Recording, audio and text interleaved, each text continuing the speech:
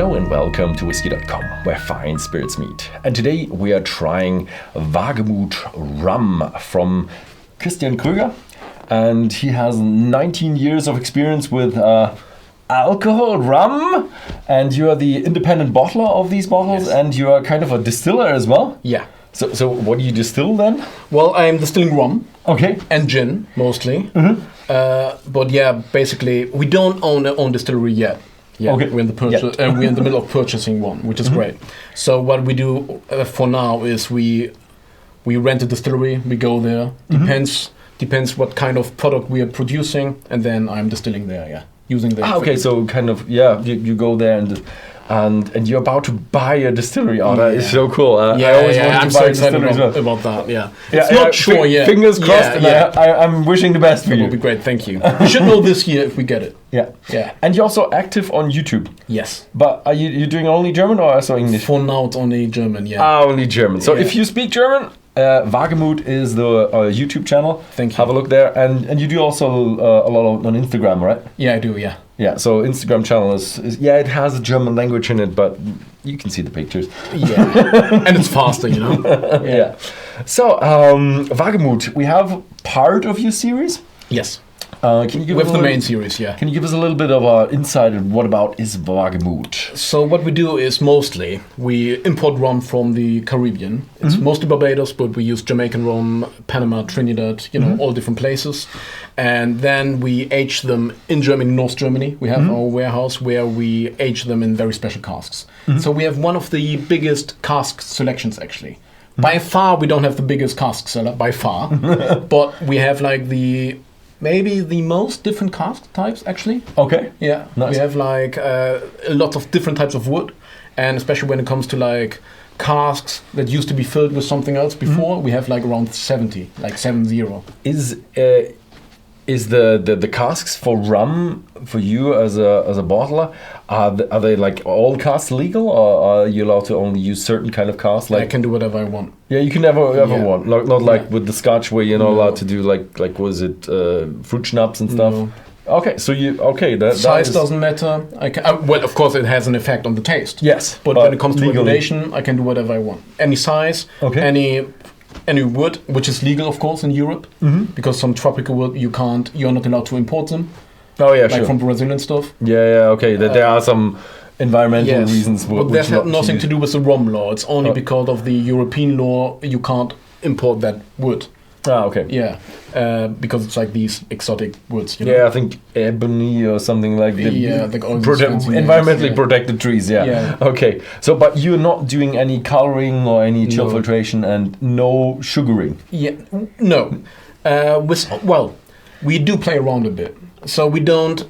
We have to separate between the products we make on our own brand, and the products we create for our customers. Because what we do is like basically you can call it white label. So some company comes to us and say, I need this type of rum, and we produce it for them.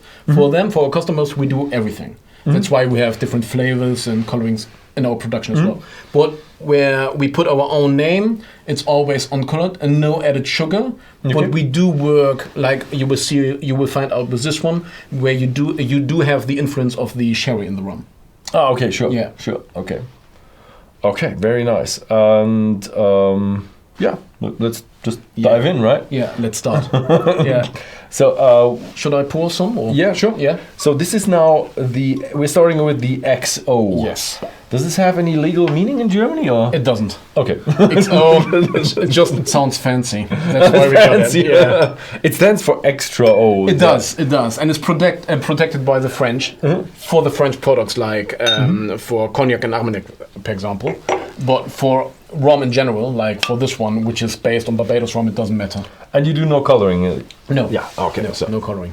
So here, this is the natural color, and it's really dark. So extra old. Do you give any information out about the age? Of course, yeah. We use a 17 years old rum from Barbados, from Foursquare, which is pretty cool. 17 years. Yeah. Matured in Barbados. Yeah. Well, yeah. Mostly. Okay. Yeah. And then we finish it for 1 year in first fill Pedro Ximénez sherry casks. In Germany? Yes. Okay. And these sherry casks are very special because they have been aged, they have been in use for 30 years, at least 30 years, in Jerez for the PX sherry production. Oh, okay. So it's an old sherry cask, so really a production, not like what do you call these, wet casks or? Yeah, I'm not quite sure how you call. I don't know the English word for it, but the infused or something. Yeah. There is not enough sherry to go around. I mean, not sherry casks. Sherry, you can drink as much sherry as you want, and it's good for the whiskey and rum industry. Yeah, but they're much more drinkers of sherry cask aged whiskey than sherry itself. So yes, most of the casks are rejuvenated. Yeah, or simply they use new oak from American white oak. They put like sherry inside for like 18 months, and then they get rid of the sherry and they make vinegar or they distill it. Yeah, I'm not quite sure. I would reuse the sherry. Like, put it in the next cask. Yeah, we get to that when we try this one, actually. I have a few interesting things to say about that. I mean, most of them are Scotsmen, and they're pretty cheap, so... Yeah. I guess I'm gonna explain that with the second video. Okay. Yeah, I have nice intel to tell about that. Okay, yeah. Good. So, let's dive in. Please, yeah. Okay. You can even feel in the nose that there's double-digit tropical maturation. Nice. So I'm glad you agree. It's sweet. You have a lot of oak in it, but you have a little bit of a spiciness to it. So in terms of, didn't ask you about the high ester. Yeah. Is there anything in it? Well, yeah. When it comes to high ester, I always like to say, most people, when they think about high ester, they think about Jamaica and Hampton State and stuff, very intense. We do have a high ester rum from Barbados for Barbados. So compared to Jamaica, it wouldn't even close to high ester. Okay. Yeah. But what we do is we have the rum from Foursquare. And Foursquare itself, when they bottle, they have quite a high percentage of column still and a bit of pot still. Okay. But here we have a much higher content of pot still rum. Okay, so this is a mixture between pot still and column still. Yes. Oh, yeah. But it's unusual for Foursquare to have that intense pot still character. Which is, I think it's quite, Foursquare has amazing bottlings, but the normal range is very high on column still. Which I think it's a bit a shame, because the potential is even bigger than they already are. Oh, but the image is amazing, so obviously they're doing something right. Yeah. So I do like it. It's what I find is almost no alcohol. So, so how much ABV does it have? It's 43.8. Oh, okay. So, but it's all about balance, Yeah, it's a bit dangerous because 43.8. What was it? Yeah. That is not nothing, but you smell it like nothing. Yeah. So I like it. Glad you do. And you do have a bit of a high Easter. You do. An Easter touch to it. Let's say that it's not a high Easter, but it has a few of that. If you know, you know. Yeah. I really like that bottle character of Foursquare. It's amazing. They have very nice bottlings with like Villiers and stuff, where they make much richer rum, where they bottle much richer rum, and the potential is amazing. Yeah. It's like sometimes people say, Foursquare maybe, sometimes it's a bit boring maybe, but if you try these bottlings to see what they're able to do is it's pretty cool. Yeah, I like it when a distillery has both. Yeah. It gives them a bit of a choice to experiment. They even now started distilling fresh sugarcane juice from Barbados. How cool is that? Nice. They have their own sugarcane fields. I've seen them. I've been in them. So it's very nice to see what they do and the attention they get for it as well. Well deserved, I have to say. Yeah. It's pretty cool. Okay. Cheers. Cheers.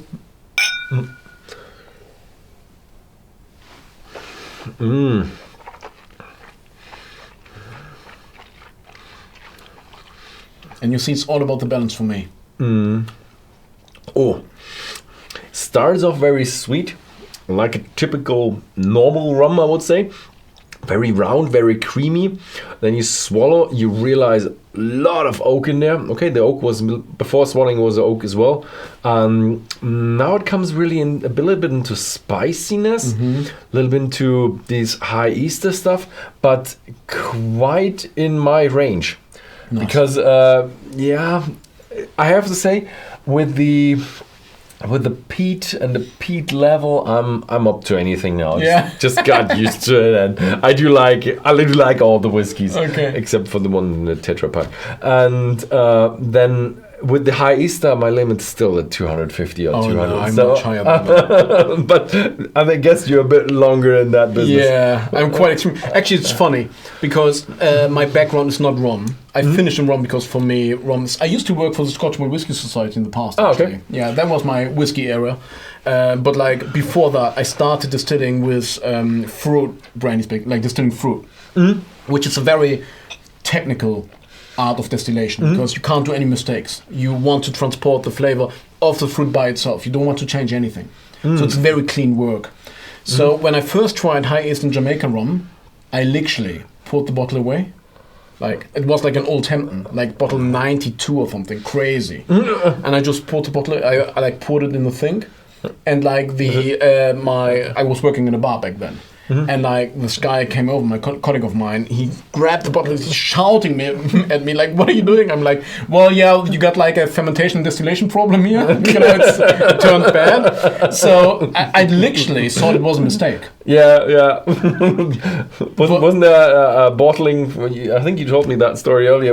It's a bottling mistake or a fermentation mistake. Yeah. A lot of people bring out the mistakes. Yeah, old bottling was Savannah, in the 90s. But I can see why. I had the 1,300 one, and I just couldn't drink it. No, I love it. And I gave it away to one of my cameramen, and he was like, "Okay, maybe that must be drink. No, it's not drinkable." And maybe we can bake something with it. And his wife baked a cake with it, and she was like, "No, it just tastes horrible."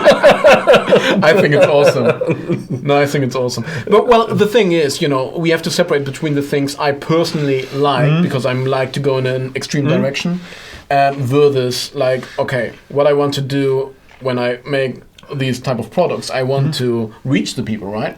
So I reach them by giving something very well balanced, and then I find out, okay, is that after your taste, or you want something more extreme? And if you want to go in an extreme direction, we can solve that as well. Yeah, I do like this one with the Easter type because it's adding up. It's still within my range, but you realize there is more Easter in that, and it's building up, and it's building something, and it gives you a nice flavor to find around. So this is not a easy to drink on the side rum. It's more of a sipping one that needs attention and a group of friends or one friend, but it needs attention. It does. And for me, I'm talking about balance, and complexity is the second most important part. You got this like playfulness when it comes to taste. I don't really like products when I drink them. It tastes the same like from the beginning till the end. I think it's quite boring. I want like a little excitement. A roller coaster like. Yeah, that's what I always use as metaphor. Really nice, roller lots coaster. of different things happening. I like that. When you have a little bit of it's not like for me classical roller coaster because it smells like it tastes. Okay, but it has everything in it. Yeah, but already all the things you described about the ester character, you described about the oakiness, the fruitiness, the touch of sweetness. So the taste is a bit of a roller coaster because the taste changes with the second and the third sip. And for me, that is complexity. Yeah. But for whiskey, I have some whiskeys, I don't know how they do it, but they smell completely different to their taste, and then they change with the second sip, and it's like, what? But I was a bit afraid of over-maturation with that one. Because if you say you don't need to be 17 years or 15 years in the Caribbean, for me, I would say, whoa, this is over-maturated. Yeah, but it's because of the high pot still content. Ah, okay. Yeah, if like pot still can't handle the oakiness that much. But they do use refill cask then? Of course, yeah. Yeah, if you had fresh cask, there will be a... Foursquare is experimenting a lot. I've seen it myself. They just received, last time I've been there, they just received, I think it was Madeira casks, and you saw these amazing, beautiful Madeira casks just waiting to be filled and stuff. So they work a lot with different casks, but the base is still bourbon casks. Yeah. Yeah, I guess. Sounds really good. You have been to Martinique last time, Martinique, right? yeah. Yeah, you should go to Barbados as well. Yeah, the question is always where to go, because going there because of... Okay, Barbados has... Well, how many has it? 3? 4 now. Yeah. Ah, okay, nice. Yeah, I think Barbados is now a place to go. Really. And I'm a bit puzzled. I should have done it from Martinique, because it's just a... It's very close. 45-minute flight or somewhere. I flew from Barbados to Martinique, actually. It's it's a good journey. Yeah, I'll probably be at some point. I will be in Barbados. Yeah. And I think it's the cradle of rum. I think there are a lot of stories that rum was originated from Barbados. Yes. Yeah. It was first mentioned. Mentioned in Barbados, yes. Yeah. So. Yeah. Good. Yeah. So that was it with the Wagemut XO. Have a look at Whisky.com. You will find the Wagemut almost always there. Yeah, we can say always. Yeah. Always. Yeah. And thank you very much for watching, and see you next time. Thank you.